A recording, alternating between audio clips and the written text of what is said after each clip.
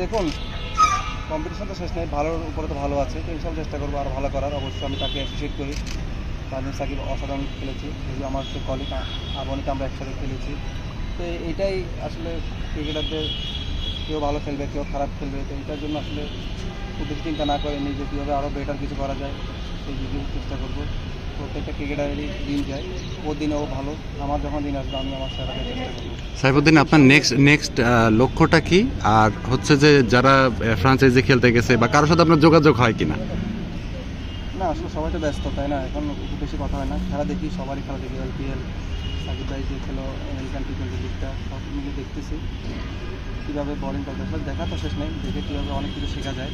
তো আমি চেষ্টা করি এই সব হাইলাইটসগুলো দেখে, সময়ের কারণে হয়তো বা লাইভ দেখা হয় না, তো চেষ্টা করি কীভাবে ভালো করা যায়, কোন কন্ডিশনে বোলাররা সাকসেস হচ্ছে, কোন লেন্থে বল করলে ওরা ভালো ডট বল করতেছে, তো এগুলো দেখে দেখে কিছুটা নিজের ভিতরে লার্ন করার চেষ্টা করতেছি।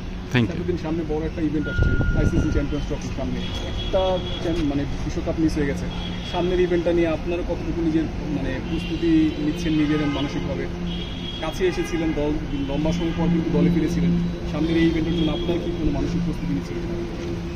সম্ভবত আরও 6 মাস আছে না, এটা আসলে লম্বা চিন্তা না করে সামনে যেসব খেলাগুলো আছে মূলত ফোকাস এই দিকে। যেহেতু আমাদের এখন পেস বোলিং ইউনিটে অনেক বেশি কম্পিটিটর, তো আসলে আগে আমাকে অনেক বেশি ওদের চেয়ে আর ভালো বেটার কিছু করতে হবে, এটা মূল লক্ষ্য।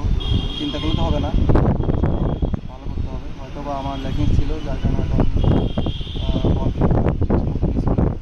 চেষ্টা করবো নিজে সেরা দেওয়ার, এবং সেরা হয়ে আসলে দল ঢুকতে চাই। Thank you. Thank you.